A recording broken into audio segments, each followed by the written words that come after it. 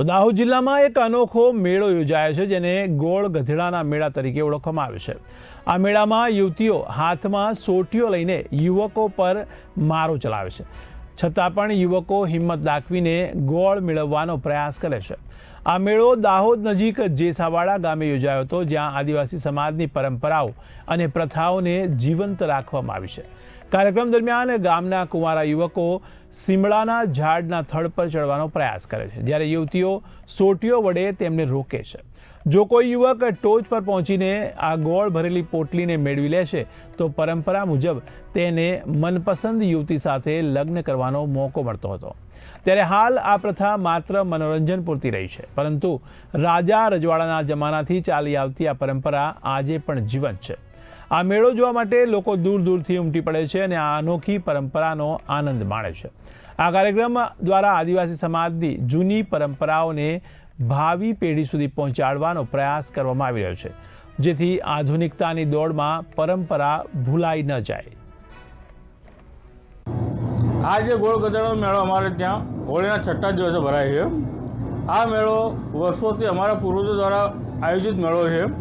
આ મેળાને સાચવી રાખવા માટે અમારા પૂર્વજોએ અમને જે આશીર્વાદ મળ્યા છે ને એ મેળાને અમે આજે બી સાચવીએ છીએ। આગળની જે પરંપરાઓ હતી,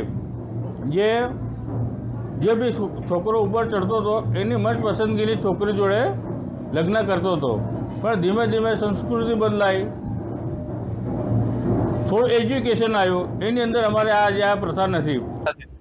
આજ રોજ અમારે ત્યાં ગોળ ગધેડાનું મેળાનું આયોજન કરવામાં આવેલું, તેમાં હું પ્રથમ ક્રમે ઉપર ચડ્યો છું। અને આ જે પરંપરા છે અમારી ગોળ ગધેડાના મેળાની, જે વર્ષોથી ચાલતી આવે છે, તેને અમે આજ સુધી જાળવી રાખી છે। આ મેળાની આગળ જે વર્ષો જૂની પરંપરા હતી તે કે પહેલા નંબરે જે છોકરો ચડે તેને મનગમતી છોકરી પરણાવવાની, હવે આ સમય જતા આ પ્રથા નાબૂદ થઈ ગઈ।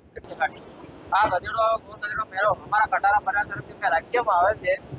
અમને ખ્યાલ નથી, અમારા દાદા ડાબાને પૂછીએ કે આ ક્યારે સુધી રહેશે, કે બેટા અમને ખ્યાલ નથી કે આ ગધેડો ક્યારથી ભરાય છે, પણ અમારા ડાબા કહેતા અમારી પાસે બેટા એવું હતું કે અમારા આજુબાજુ ગામડામાં છોકરીઓ દેખવા આવે, ગામની આજુબાજુ ગામડાના બહુ ગામડા દેખવા આવે, લગભગ 26-27 ગામડા દેખવા લોકો આવે અહીંયા।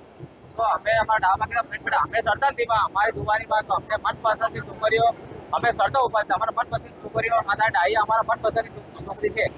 તો એમ કરીને અમે પણ હવે એ પરંપરા રહી નથી।